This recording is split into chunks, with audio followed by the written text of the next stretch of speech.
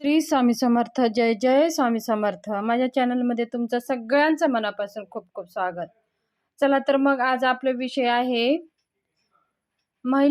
सगळ्या महिलांना आज मी सांगत आहे आपल्या मुलांच्या प्रगतीसाठी, आपल्या मुलांचं उज्ज्वल भविष्य चांगलं होण्यासाठी आपले मुलं अभ्यास करून आपले मुलं प्रत्येक यशाची पायरी चढावं आणि मुलांची प्रगती व्हावं, मुलं हुशार व्हावं, केलेला अभ्यास लक्षात राहावं आणि प्रत्येक ह्या कोणत्याही कॉम्पिटिशन परीक्षामध्ये या आपले मुलं कुठेच मागे पडू नये म्हणून आईने मुलांसाठी काही उपाय करायचे आहेत आणि मुलांनी पण करायचे आहेत. कोणकोणते उपाय करायचे आहेत ते आज आपण सगळं जाणून घेणार आहोत.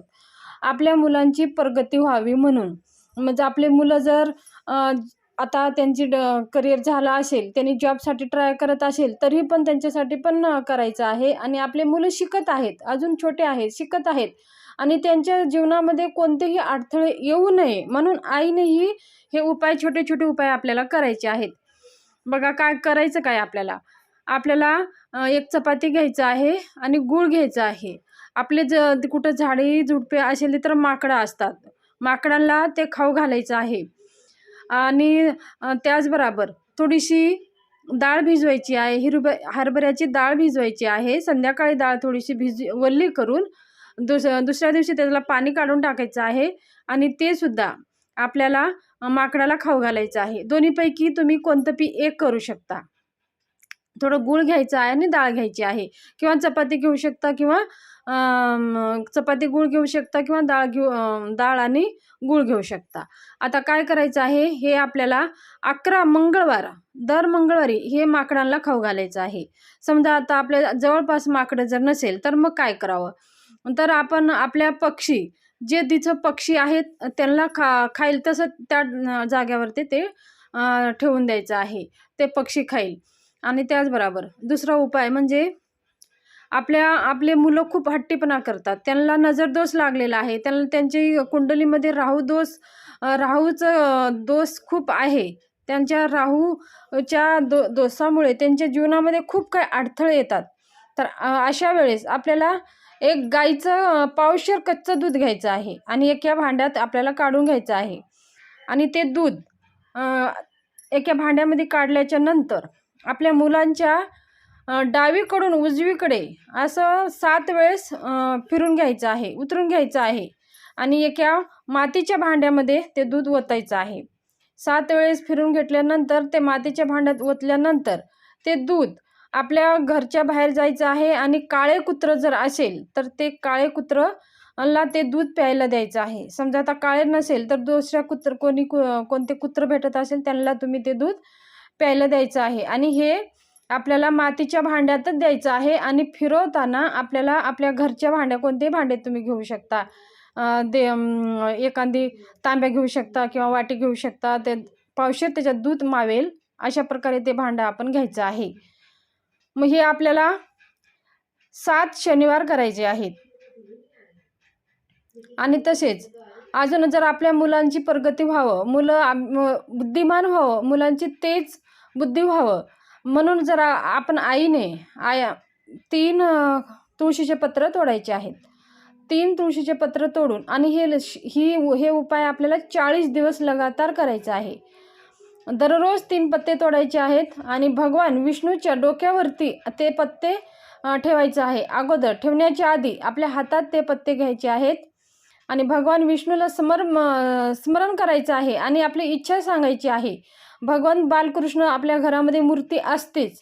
कोणाच्या घरामध्ये बालकृष्णाची मूर्ती नसेल तर ते मूर्ती आवर्जून आणून घ्या, कारण का आपल्या घरामध्ये बालकृष्ण हिंदू धर्मशास्त्रानुसार घरामध्ये बालकृष्णाची मूर्ती असणं हे शुभ मानले जाते.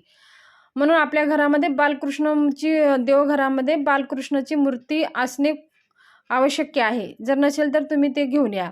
मग ते आपल्या हातामध्ये 3 तुळशीपत्र घ्यायचं आहे.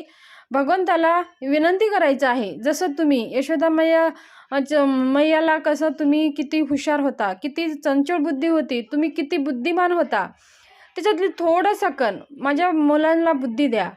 आणि माझ्या मुलांची हुशार होऊ द्या, माझे मुलं प्रगतिशील होऊ द्या, त्यांचं उज्ज्वल भविष्य तुमच्यासारखंच चमकू द्या माझे मुलं पण, असं म्हणून विनंती करून ते तुळशीपत्र पायाखाली ठेवायचं नाही आहे, आपण ते तुळशीपत्र भगवंताच्या डोक्यावरती ठेवायचं आहे, बालकृष्णाच्या मूर्तीवरती ते ठेवायचं आहे. आणि मग ते दुसऱ्या दिवशी ते तुळशीपत्र उचलायचं आहे आणि ते आपल्या मुलांना खायला द्यायचं आहे. असे लगातार तुम्ही 40 दिवस करा, बघा तुम्हाला काय फरक जाणवेल. तसेच आता आपल्या मुलांचा कोणता विषय खूप अवघड आहे, त्या विषयामध्ये मुलांना खूप टक्केवारी कमी पडतात आणि तो विषय मुलांना अभ्यास करायला अजिबात आवडत नाही. अशा वेळेस मग काय करावं? मुलं अभ्यास करतच नाही आणि दुसरं एखादी असं प्रत्येक मुलाकडून हे घडतं. सगळ्या सब्जेक्टमधून एक सब्जेक्ट असा असतो की ते त्यांना अजिबात आवडत नाही. मग अशा वेळेस एक मोरपंख आणायचा आहे आणि ते मोरपंख आपल्याला एकादशीला किंवा पौर्णिमेला आणायचं आहे आणि घरामध्ये भगवान बालकृष्णाची आपल्याकडे मूर्ती असेल, ते भगवान बालकृष्णाच्या मूर्तीजवळ ते ठेवायचं आहे, त्याची पूजा करायची आहे, पंचोपचार पूजा करून घ्यायची आहे आणि रात्रभर तिथंच ठेवायचं आहे आणि विनंती करायची आहे, माझा जो काही विषय अवघड आहे भगवंता ते सोपं जावं आणि तो विषय मला अभ्यास करण्यासाठी मला इच्छा व्हावं आणि माझी त्या विषयामध्ये इंटरेस्ट यावं, मला तो विषय आवडावं म्हणून विनंती करायचं आहे. आणि मग तो जो दुसऱ्या दिवशी तो मोरपीस घ्यायचा आहे आणि आपल्याला जो विषय आवडत नाही त्या पुस्तकामध्ये तो पंख ठेवायचा आहे आणि हे असंच ठेवून राहू द्यायचं आहे जोवर आपली परीक्षा होत नाही. आपली परीक्षा संपली तरी पण तिथं ठेवायचं आहे आणि मग पुढच्या वर्षी तो पंख आपण विसर्जन करून टाका आणि दुसरा आणा आणि दुसऱ्या जो विषय तुम्हाला आवडत नाही ते त्या ह्याच्यामध्ये ठेवायचं आहे आणि ते आपल्याला एकादशी आणि पौर्णिमेच्या दिवशीच हा करायचा आहे. असे केल्याने बघा आपला विषय पण तो जो आवडत नाही आहे तो हळूहळू आपल्याला आवडायला लागतो भगवंताच्या कृपेने. आणि 15 दिवसानं महिन्यानं एकदा तो मोरपीस हातात घ्यायचा आहे, भगवान विष्णूला स्मरण करायचं आहे आणि त्यांना विनंती करायचं आहे, मला हा विषय आवडत नाही आणि मला त्या विषयामध्ये आवड निर्माण होऊ द्या म्हणून भगवान कृष्णाला विनंती करायची आहे. त्याचबरोबर एक बासुरी आणायची आहे. बासुरी आणून आपण भगवान कृष्णाजवळ ठेवायची आहे. त्याची पण आपल्याला पंचोपचार पूजा करून घ्यायची आहे. पंचोपचार पूजा करून आपल्या मुलांची प्रगती व्हावं, आपलं मुलं तुमच्यासारखेच मधुर व्हावं म्हणून भगवंताला विनंती करून ते बासुरी आपल्या देवघरामध्ये ईशान्य कोपऱ्यामध्ये ठेवून द्यायचं आहे. अशा प्रकारे छोटे छोटे उपाय आहेत पण ह्यांचे खूप चांगले शुभ परिणाम आपल्याला बघायला भेटतात. ही छोटीशी माहिती शेअर करायची होती. माहिती कशी वाटली, आवडली असेल तर सबस्क्राईब करा, लाईक करा, शेअर करा. धन्यवाद.